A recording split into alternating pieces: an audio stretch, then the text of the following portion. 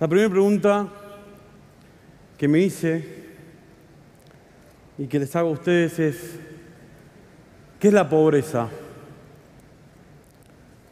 Por ahí algunos se imaginan que la pobreza tiene que ver con esto, y la verdad que desde muy chico creía que la pobreza, o me hacían entender que la pobreza tenía que ver con esto.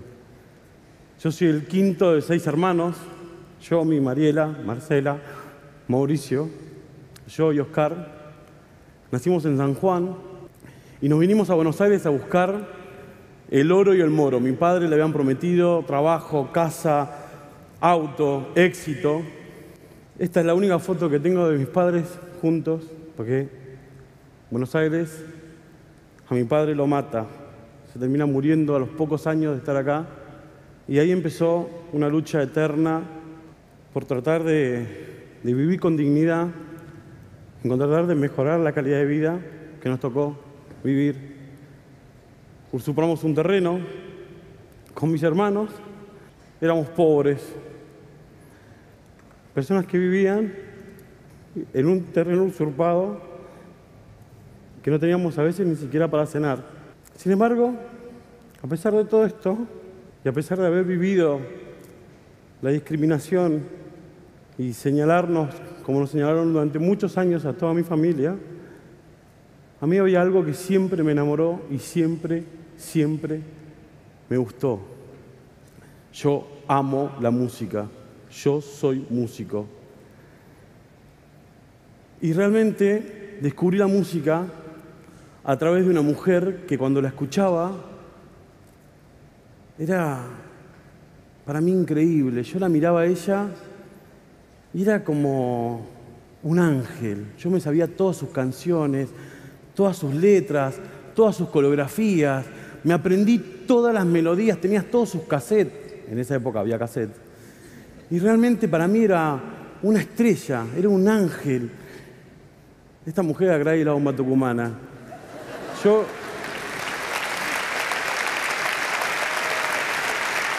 soñaba con Gladys. Yo una vez le dije a mi mamá: mamá, quiero ser Gladys. Y me dijo: ay, hijo, ¿no te gusta Antonio Ríos? No, le digo, Alcides. No, yo quería ser Gladys. Y mi mamá me decía: bueno, pero la nueva luna, no. Yo soñaba con alguna vez ser un artista como ella. Siempre soñé con aprender a tocar sus temas. Entonces un gran amigo mío de la infancia, Edgardo, que su mamá trabajaba en el barrio, Olga, desarrollando proyectos para que personas como yo, que vivíamos en estos barrios, podíamos estudiar, hacían un proyecto en la Fundación Creo Vale la Pena que trabajaba con el arte en contexto de pobreza. Mi amigo me dijo un día: che, Daniel, ¿por qué no te dejás de romper la bola con la música y te anotás en el Centro Cultural Comunitario donde daban talleres gratuitos de teclado y piano? Y yo le dije: no, yo voy a tomar clase de piano.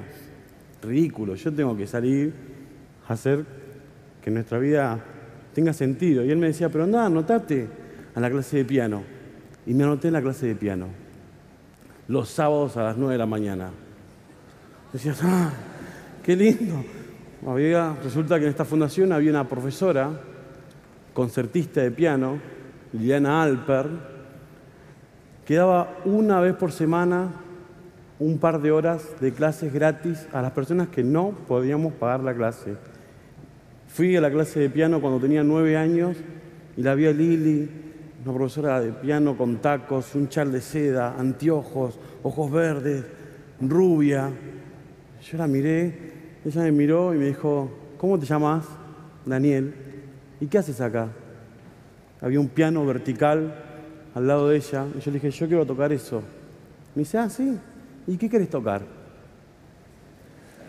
Y yo le dije: Gladys la Bomba Tucumana, le dije yo. Y ella me dijo: ¿y quién es esa mujer? ¡Ah! ¿Cómo, usted no es profesora de música? No, sí, la verdad que sí, pero la verdad que no conozco a todos los músicos. Pero si vos traes un cassette de ella, yo lo escucho y te enseño. ¿En serio? Le dije yo: sí. Voy a mi casa, agarro el cassette, lo traigo, y Lili empezó: Sí, sí, sí, sí, sí, do, re, mi, fa, sol, si, do. Y yo dije, wow. Y me empezó a enseñar y yo me sentía que era John Lennon tocando Imagine, ¿entendés? O sea, cosa impresionante. Sí.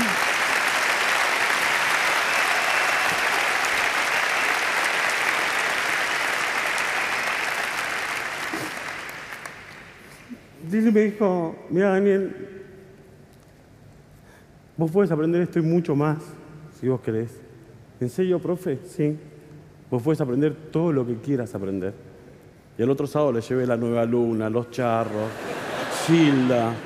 Aprendí a tocar, había una banda que se llamaba Los Palmeras. Ay, que yo soñaba con las palmeras y Lili me enseñó toda la música que yo quería aprender.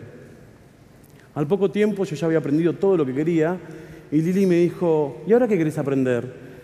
Y yo le dije, no, ya está, yo ya aprendí a tocar lo que quería aprender. Y me dice, mirá, Daniel, con estos mismos acordes existe un tipo que se llama Beethoven. ¿Sabés quién es Beethoven? Sí, le dije yo, un perro de una película. No, querido. Beethoven no es un perro. Beethoven es un músico que toca para Elisa. Y me mostró para Elisa. Cuando escuché para Elisa, me enamoré de para Elisa. Y yo le dije, Lili, ¿yo puedo tocar eso? Y Lili me dijo, vos podés tocar eso y mucho más, Daniel. Todo lo que vos querás tocar. Y ahí aprendí a los 9 años a romper con la primer pobreza, que es la pobreza de lo cultural. Yo solamente pensé que la música era...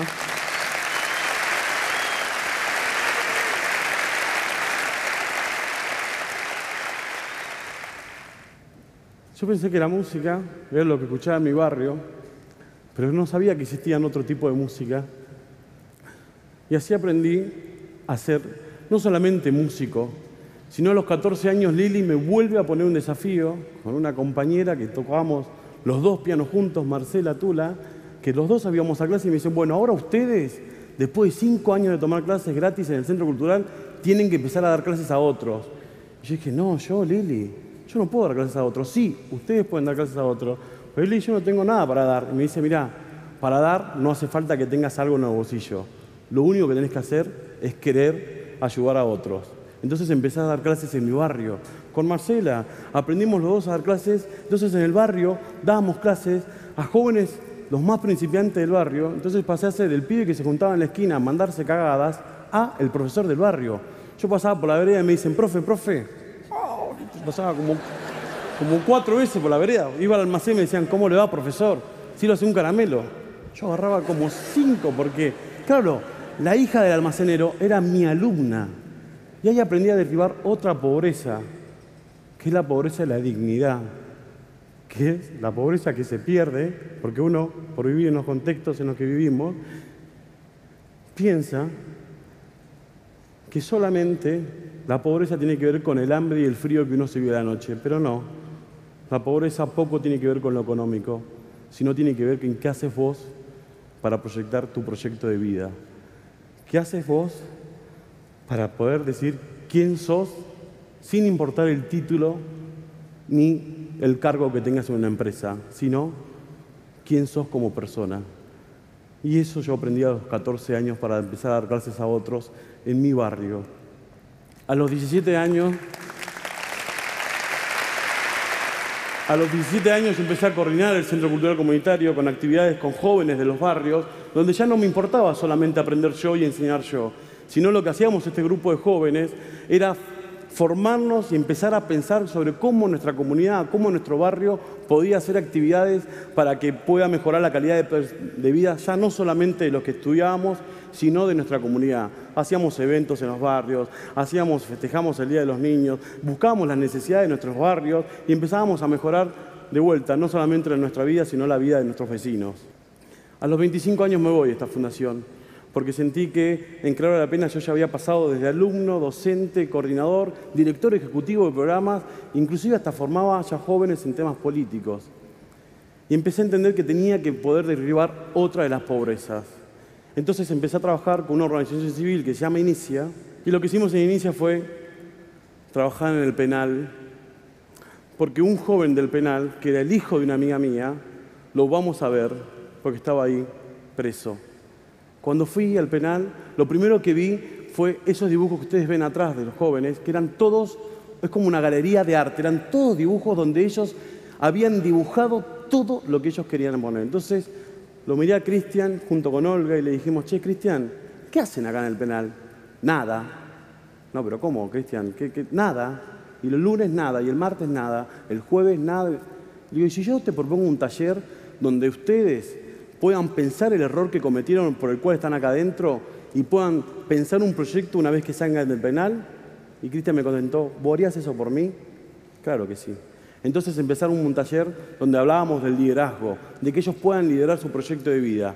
Teníamos un libro que se llama Nuevos Líderes, que era de esta asociación civil, y los nuevos líderes tenían capítulos como por ejemplo la transformación personal, el bien común, la ética y los valores. Cada capítulo lo leíamos con los presos, con los 48 presos que fueron al taller, y no solamente eso, sino que armábamos un cómic y cada uno podía poner en el cómic lo que se quedaba con ese capítulo.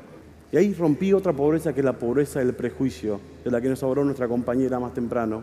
Uno piensa que las personas que están privadas de su libertad no solamente se merecen estar ahí, sino también son personas que no tienen la capacidad y la dignidad de poder cambiar su futuro.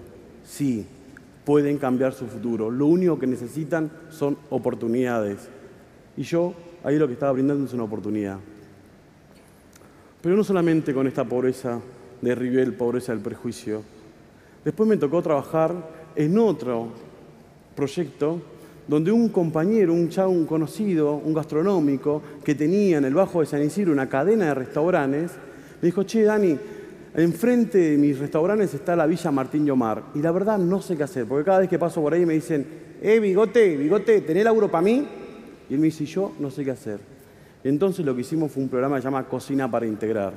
¿Qué es lo que hacíamos? Este gastronómico les enseñaba a las mujeres de la Villa Martín Llomar a que sean chef, a que puedan formarse ya no solamente como personas que se dedican a las changas, sino también un oficio como el gastronómico.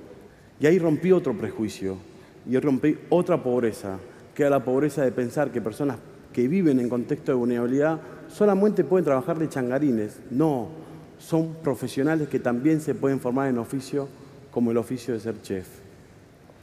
En el camino me encontré con otra persona que también me ayudó a romper otro de mis pobrezas. Esta persona, nos conocimos en una charla juntos, y él tenía una empresa donde desarrollaba productos con diseño, un calzado con diseño distinto. Él da su charla a una empresa joven que exportaba a distintos países de todo el mundo. Yo doy mi charla y él me dice, Dani, tenés que trabajar conmigo. Y yo le dije, Tomás, ¿qué crees que labure con vos en la empresa? Vos tenés que hacer en mi empresa lo que vos haces en los barrios. Tenés que trabajar en mi barrio, que es mi empresa con mi comunidad, con mis empleados. ¿Y qué querés que haga?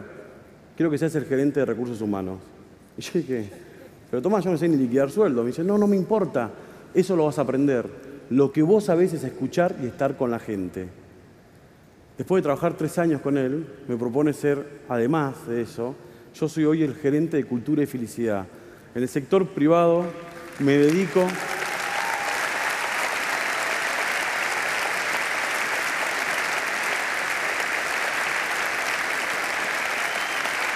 ya no solamente me dedico hoy a trabajar en los barrios, mejorar la calidad de vida de las personas en los barrios, sino también las empresas empiezan a pensar que todas las personas que trabajan en una empresa pueden mejorar su calidad de vida y tienen que trabajar siendo felices y trabajar la cultura de esa empresa. Ustedes me preguntarán hoy, bueno, ¿y cuál es tu riqueza? Mi riqueza tiene que ver con esto, con haber formado una familia con mi mujer, con mis hermanos, con mis amigos, ser el padre de Lautaro y Catalina, que tiene 2 meses de vida. Yo les quiero decir algo.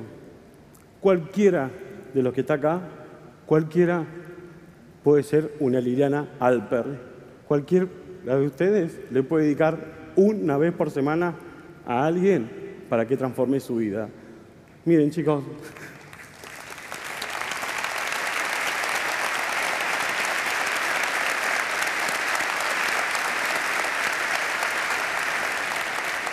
A pesar de su pobreza económica o de su riqueza económica, no hagan de que sus vidas sea una vida pobre. Muchas gracias.